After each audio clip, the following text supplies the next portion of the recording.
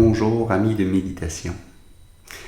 Bienvenue sur cette série de réflexions intitulée Sur le chemin de l'amour et du bonheur. Le podcast est inspiré des 8 versets de l'entraînement de l'esprit. L'objectif de cette série est de nous ouvrir la voie pour transformer notre esprit. Et qu'est-ce que cela va nous apporter?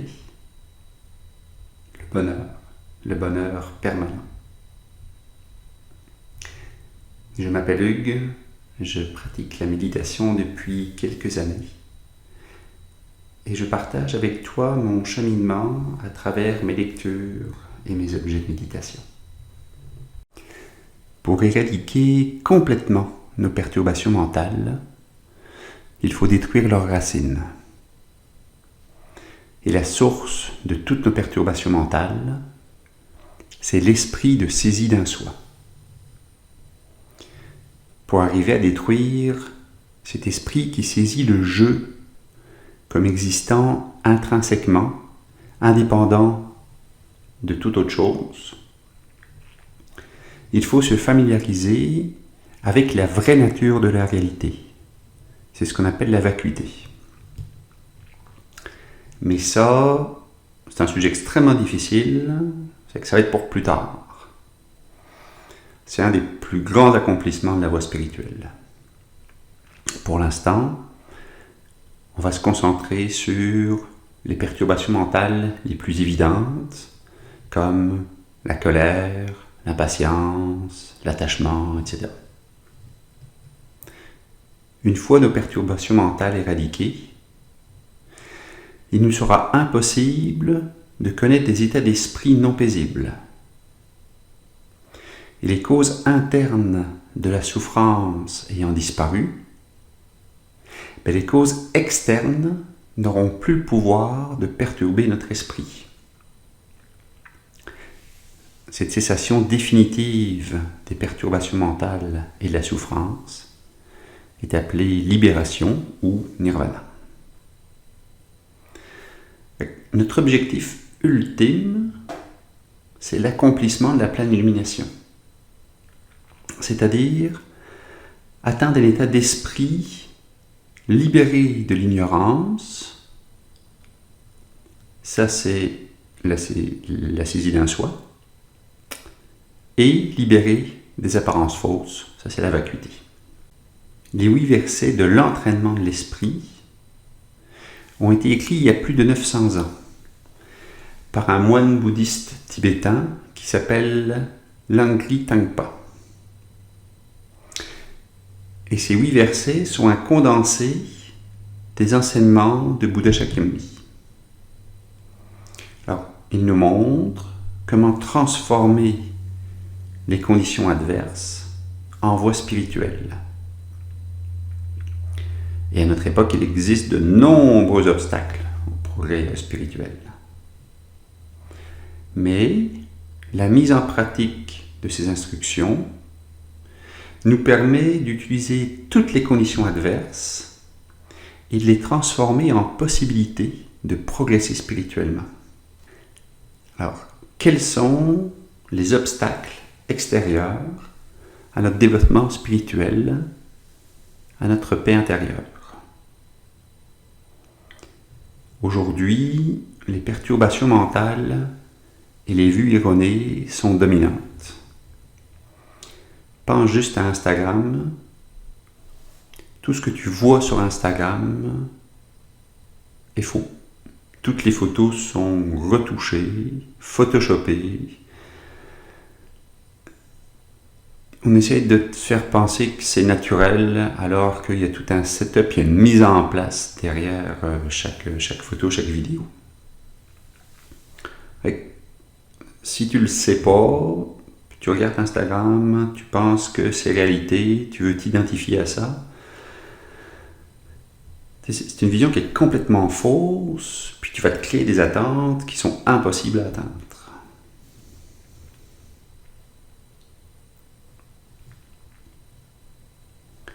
Deuxième obstacle, les pensées distrayantes. Dans le passé, les gens étaient moins sujets aux pensées distrayantes. Et donc il aurait été plus facile d'atteindre le calme stable. Un exemple de pensée distrayante sont nos téléphones qui font ping ping ping tout le temps. Dès qu'il se passe quelque chose, dès que tu as un message, une notification, tu as un bruit, dès que tu es distrait, tu vas les voir. Un autre exemple, c'est TikTok. TikTok qui a inspiré d'autres médias sociaux pour avoir des vidéos très très courtes. Tu sais, c'est 10-30 secondes. Avec ça conditionne notre esprit à se focusser sur quelque chose un maximum de 30 secondes. Puis tu passes à autre chose, encore et encore et encore. Ça, c'est vraiment l'inverse de la méditation. Donc, on est distrait par absolument tout, tous les jours, tout le temps. Puis, troisième exemple, c'est juste le rythme de vie en Amérique du Nord qui fait que nous essayons constamment de faire plusieurs choses en même temps. Et nous connaissons aussi beaucoup de dangers et de difficultés qui n'existaient pas avant. Des armes de plus en plus destructrices, des nouvelles maladies, d'anciennes maladies qui réapparaissent, la pollution, et même les choses qui sont considérées comme utiles, comme les voitures, les médicaments, l'électricité. Tout ça, ce sont des causes potentielles de danger, de mort prématurée. Donc, toutes ces technologies, tous ces dangers sont un obstacle à notre développement spirituel. Cinquième obstacle. Autrefois, les gens avaient une perception plus spirituelle de la vie. Alors qu'aujourd'hui, la majorité des gens ont une conception matérialiste du monde. Et presque tout le monde nourrit des vues incompatibles avec le développement spirituel. Quand tu regardes, il y a énormément de religions qui demandent de vivre dans la pauvreté. Puis je pense que l'objectif principal de ce vœu-là, c'est pour éviter de s'attacher aux biens matériels. Parce que c'est le piège. Dès que tu as quelque chose, tu vas en vouloir plus à chaque fois.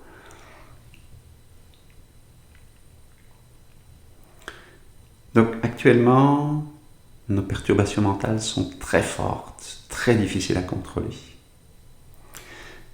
Et notre paix intérieure est si fragile qu'il est rare de jouir de paix mentale, ne serait-ce que quelques heures. Et si tu ne me crois pas, je te propose de faire l'expérience.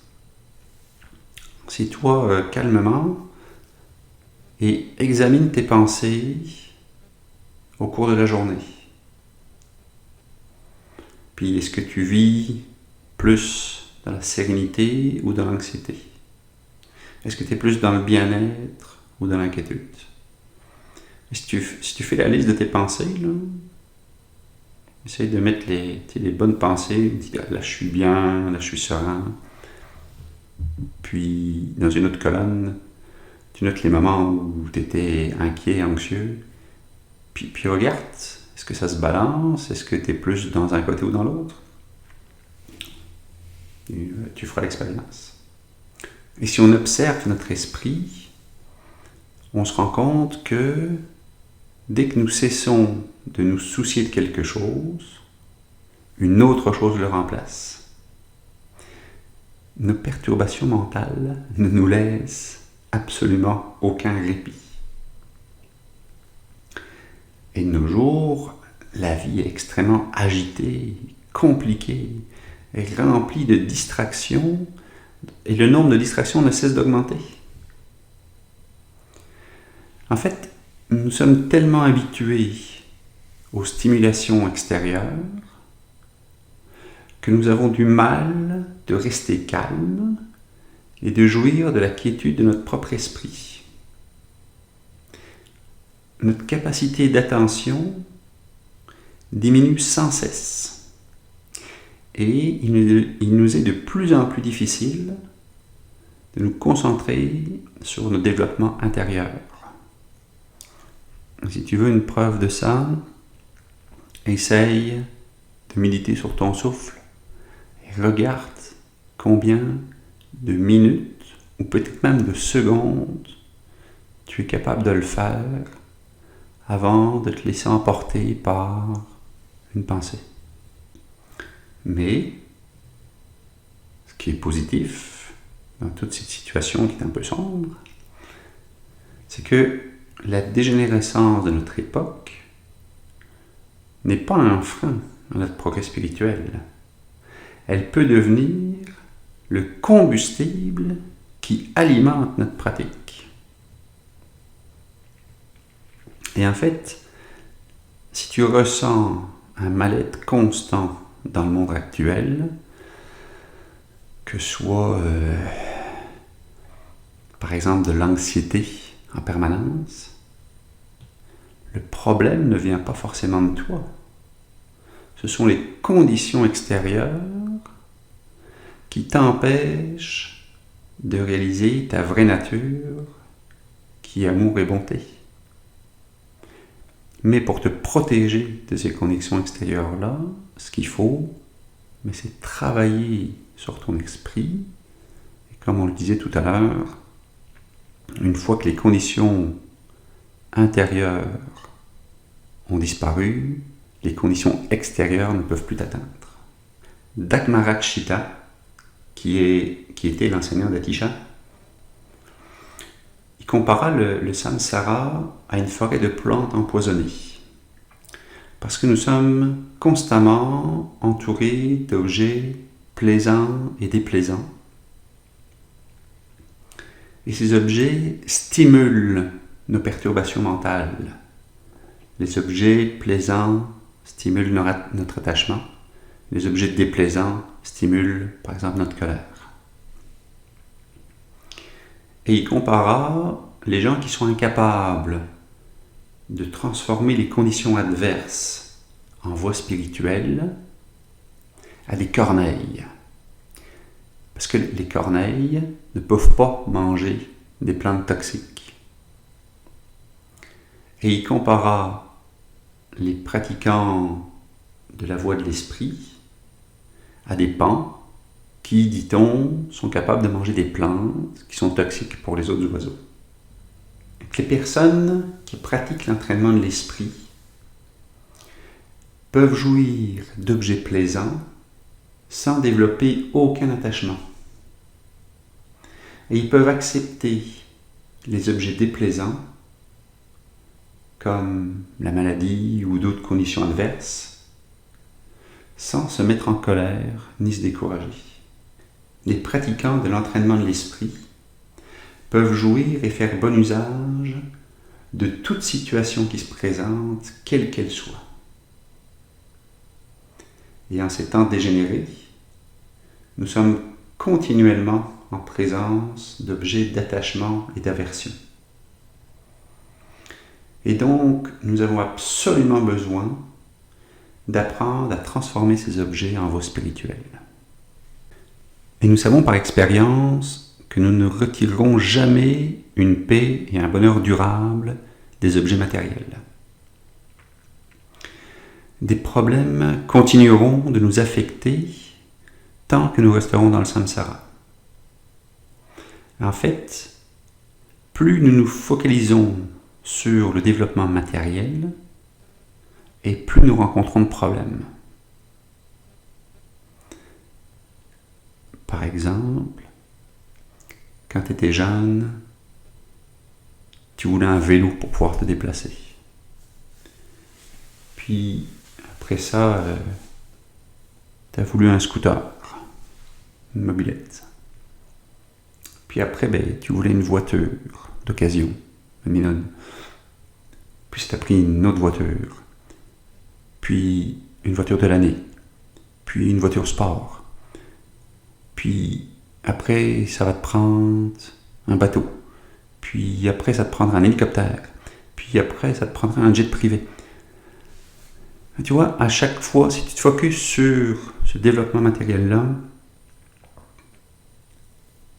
à chaque fois que tes désirs vont se réaliser, peu de temps après, il y a un nouveau désir qui va dire il me faut autre chose, il me faut quelque chose de mieux, de différent. Et tant que tu te laisses aller là-dedans, ben, tu vas passer ton temps, tu vas perdre ton temps à te développer sur le plan matériel et aucunement sur le plan spirituel. Je dis pas qu'il faut pas avoir de voiture, c'est très pratique. Seul le développement de notre esprit permet d'atteindre un bonheur durable. Et en améliorant nos qualités d'amour, de compassion, de sagesse, nous pouvons progresser pour éliminer toutes nos souffrances et tous nos problèmes. Nous allons méditer là-dessus. Alors je te propose de t'asseoir confortablement, le dos bien droit, les épaules ouvertes, si possible dans un endroit calme, c'est plus facile. Et ferme les yeux. Tu vas imaginer dans ta tête une grande pièce vide, sans aucune limite, puis dans laquelle il y a juste un coffre en bois, un coffre ouvert. Et du coffre s'échappent tes pensées. Tu vas essayer de rester concentré sur le coffre pour les 5 prochaines minutes. Et lorsque tu suis une pensée, tu reviens sur le coffre, sans jugement. Et plus cet exercice sera familier, et plus ça deviendra facile. Je nous pars un timer de 5 minutes, puis comme référence, on va juste jouer une note après chaque minute. C'est parti.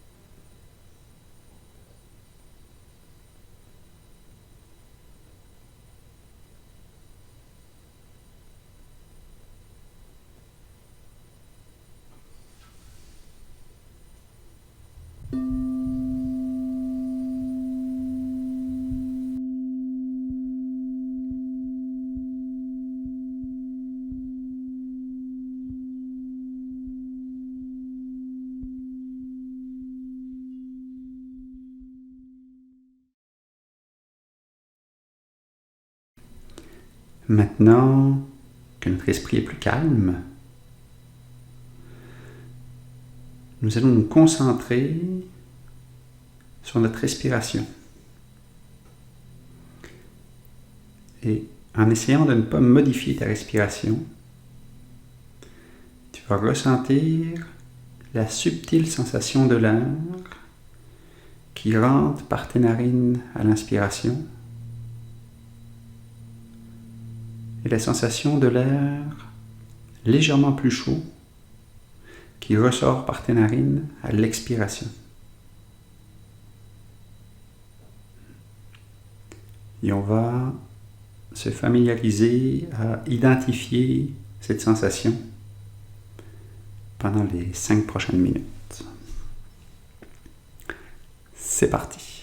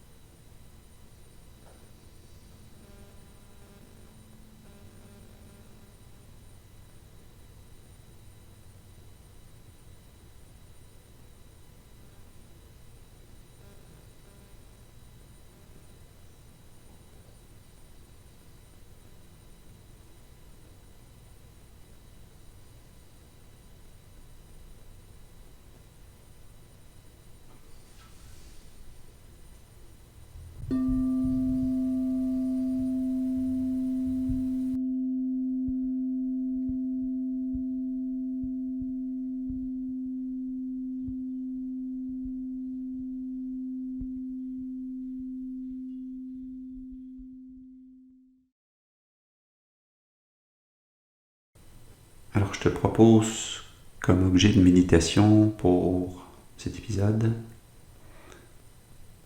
que la vie moderne est de plus en plus agitée et frénétique. Les stimulations extérieures sont incessantes et nuisent à notre développement spirituel. Et pour les empêcher de nous nuire,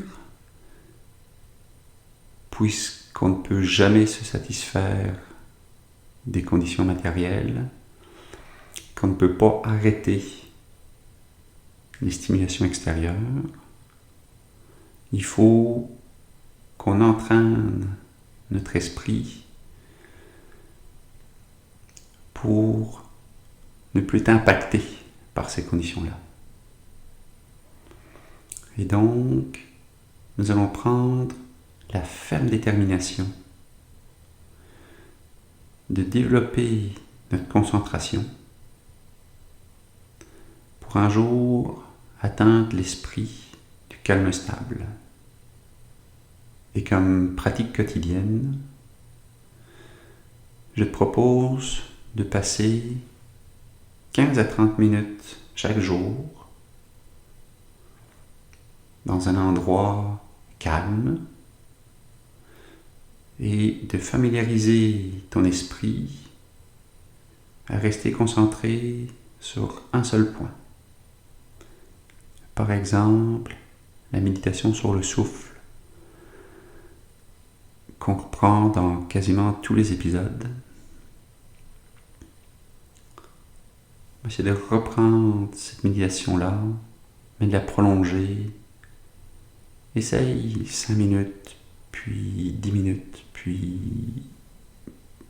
prolonge-la le plus longtemps possible. Tu arrives à 30 minutes, c'est exceptionnel. Je te souhaite une excellente journée et une bonne pratique de méditation.